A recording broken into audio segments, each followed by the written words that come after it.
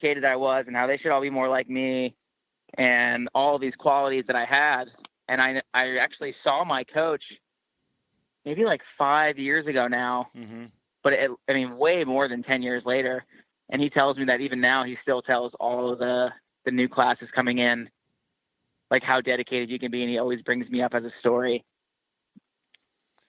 Well, and I had this one particular moment where I had broken my ankle running. I hit something and twisted it and it snapped. And I had to go watch the state championships and I wasn't able to run in it.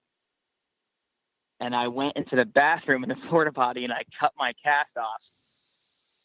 And I went up to the line and I ran in the race anyway. Wow. So even though my score didn't count, I still got like top 5.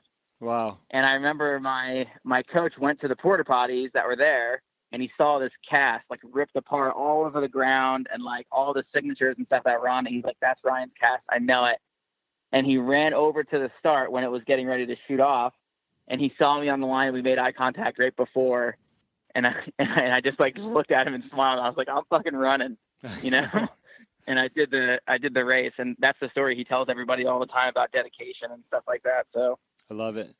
It's a really good story. One of the themes of our show is hard work. And I think that a lot of people overlook the hard work that goes into being successful, not only in physical fitness, but in actual business.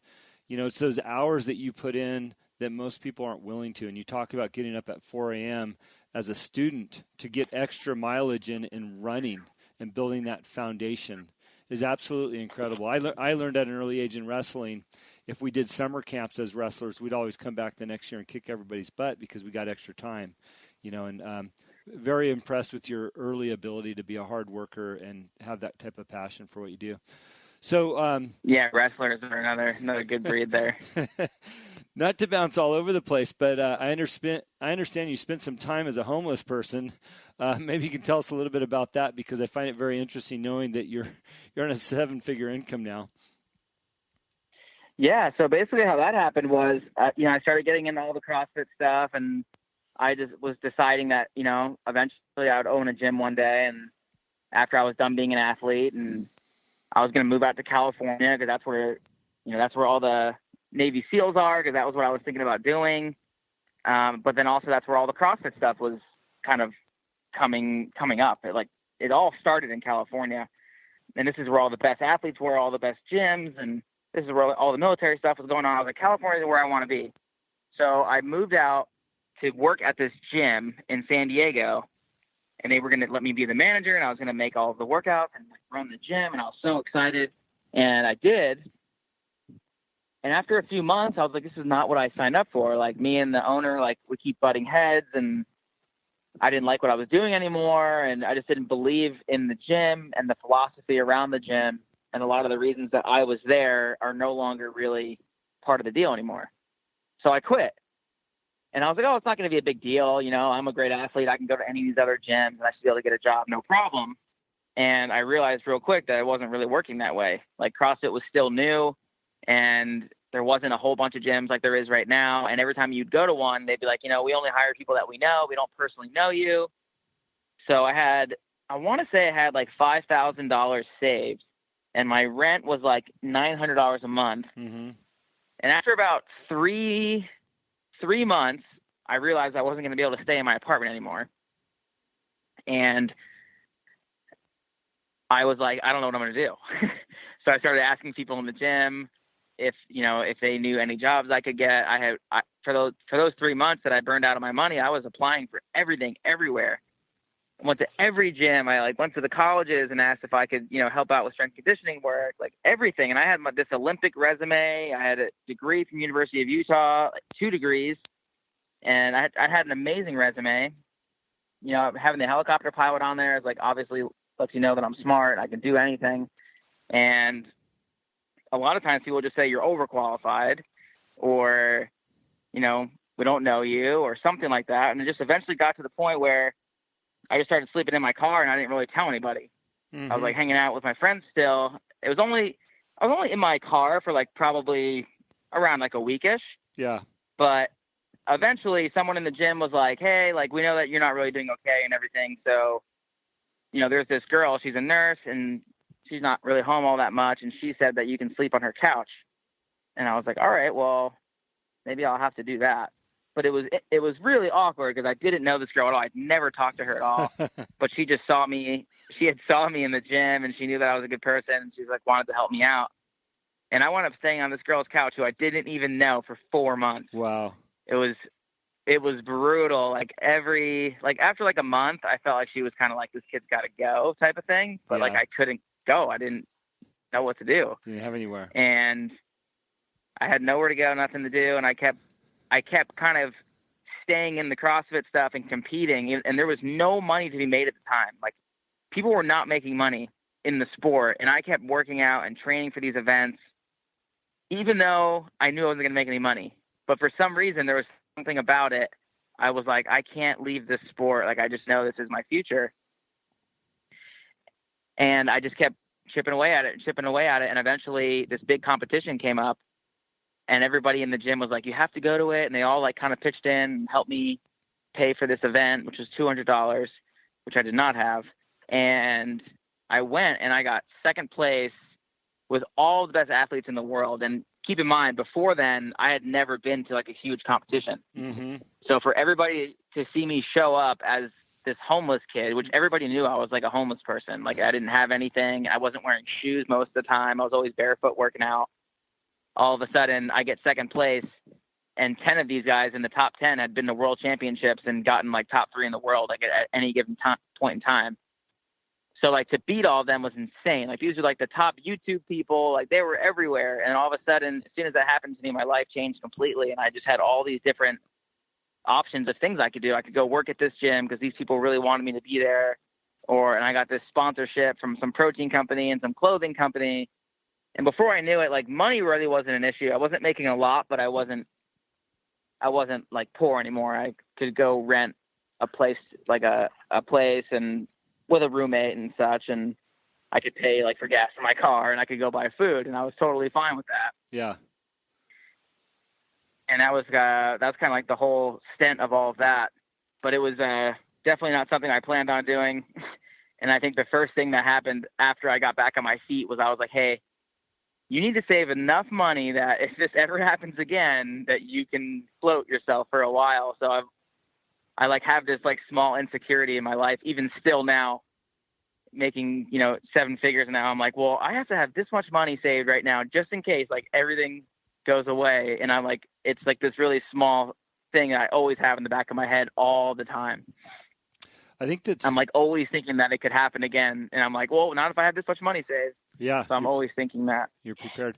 2 interesting observations about that part of your story. One is, even though you had the incredible background, the degrees, the pilot license, all these things, you still found it challenging to find work because, there's no guarantees in life that just because you hold a degree or you've got some experience that you're going to go get a job. And I think it's fascinating that that's kind of the world that we live in. But your resilience and passion for what you loved, which, was CrossFit, and I think, you being a good person and people seeing that within you at the gym, they lent a hand. And I think there's a lot to be said for being a good person and working hard and allowing other people to see that, because oftentimes we do need that lending hand, and you got it, and look where it puts you today, at a time where you really needed something. Well, people ask me all the time, on social media, younger kids or people will travel from all over the world to come to my gym in Orange County in California. And, they want some sort of help or advice or something. And they'll say, well, hey, what's your best piece of advice you can give me? And I always tell everybody the same thing. I say, you have to treat every single person in your life like there's somebody who might potentially want to help you. Mm-hmm. All of the best things that have ever happened to me were from people that I never expected it to come from, and I never asked for it, but I was always the first person on their mind when they thought of it. Yeah. So I was personal training a guy who looked like a normal guy. He drove an F-150. He didn't really wear nice clothes, and he was asking me what I wanted to do with my life when I was training him. And I told him I'd like to own a gym one day. And I found out that he made MySpace and made $100 million. And I was like, and he's like, dude, I'll for sure fund the gym for you. I think you'd be great at it. And it was just like this very simple, casual conversation that completely changed my life. And another time I was training somebody in the gym, and I didn't really have time to take on any more clients. Like I was like running the gym and training people and like my schedule, and I was like still trying to compete. It was just insane. And this one guy in the gym, he was just like always the nicest guy. And he's like, I'd really like you to train me like for a couple sessions a week to help me with my lifts. And I'm like, there's absolutely no way I could do this. But he just was so adamant about having me do it. And he just seemed so happy about it. I just didn't want to say no. Like, and as the owner of the gym, like I really want to help people out. So I said yes. And it was like this one time where like I really wanted to say no. Mm-hmm. And that guy wound up being the vice president of Costco. And he's like, oh, I really want you to like help me like make all these corporate programs and do all these things. And he like really like connected me with so many other people and so many more like networks that I can connect to now. And yeah. I can't even tell you how many other times that's happened to me where when I want to say no to something and I say yes against my better judgment, just to do it and see what happens, it always winds up working out. Yeah. You've got a lot of years in CrossFit. I know in your email to me you said over 10. What's your advice to people that are looking to get into CrossFit as an alternative to their own physical fitness, or even take it more serious and get into competitions and stuff? Where's your mind on that and your advice? So I'm really solid on that too. When it comes to that, there is a lot of options, and you might type in CrossFit right now on like a map on your phone, and all of a sudden 10 dots are going to fall into place that are in your area. And you might ask somebody about it and they say, go to this one. And someone else might say, go to this one, or your friend goes to this one. And what you really have to do is you have to go to every single one and try out every single one for like a week. First off, you're going to get like 2 months of free working out, which is awesome. But two, you're going to figure out what you like and what you don't like, because you're going to go to a class one day and you're not going to like it. And it's just because you don't like the workout, and that's totally fine. But the next day you might love it. Or maybe the first day you go somewhere, you hate the coach, but the next day you love that coach. So I think you need to spend a whole week figuring out if the way that the gym hires their coaches or makes their workouts, it really like fits with what you want, because every single one is completely different. Like everyone thinks that CrossFit is CrossFit. Mm-hmm. Absolutely not. Like every single gym makes their own workouts. They hire their own coaches. They do their own teaching style. They like everything about that gym is completely different than the next one. And even if you go to one and you're blown away, you think it's the best experience ever, the next one down the street could be that much better. And you just have no idea unless you try them all out. Okay. Great advice. It seems like it's a really I don't want to say fast growing sport because it's been around for a while, but it's amazing to hear how many people are getting involved in CrossFit. I love just hearing people getting physically active and fit for their own personal health, because I think as healthier individuals, we're better in business and better parents and family members, and the list goes on. So I love seeing the trends go that way. Oh, I'm a nightmare. If I don't work out, there's no point in even talking to me that day. It's just brutal. I'm so stressed out. I'm like, oh my God, I didn't work out today. Like, blah, blah, blah, blah. It's like, if that's like the first thing I say, like, hey Ryan, you all right? I'm like, oh, I didn't work out today. Like, oh, I'll leave you alone. Like, they don't even let me finish whatever I'm going to say. Yeah, sure. Ryan, I love your story, and we kind of dabbled through it, and I hope people have the opportunity to listen to your podcast. Before I wrap up the show, can you tell us a little bit about your programs that you offer online? Because I got to tell you, and I mentioned before we got on the air that I'm a competitive Spartan racer, and I feel like my fitness is at its peak level that it can be, that probably the best shape I've ever been in. But I started going through your website and looking at some of your offerings. I'm like, man, not only is that a good price, but that looks like a very exciting program to download and follow your fitness program. So can you tell us a little bit about that and how you derived on that? Because I know I'm personally interested after looking at it, even though I'm in great shape. So I'd love to hear more. So the online version of what we do in the gym is called Chalk Online. So my gym is called Chalk. Mm-hmm. Chalk Online is just an app that you have where it gives you access to what we're doing in the gym. But I also add another program in there for people who have either limited time, limited equipment, or anything like that. So you have the CrossFit programming, which is a lot of strength and conditioning, people looking to get a lot stronger. maybe put some more size on their frame.